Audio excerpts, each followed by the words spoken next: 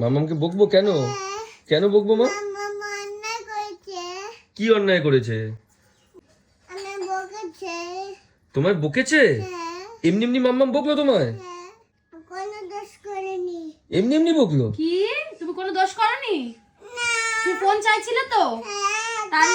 না এই দেখেছো দোষটা কি করেছে? দেখো ফোন চাইছে। বাচ্চারা ফোন দেখে? অবশ্যই দোষ, ছোট বাচ্চাদের দোষ।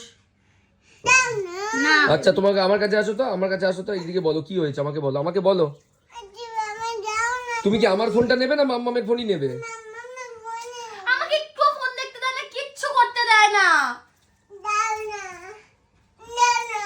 না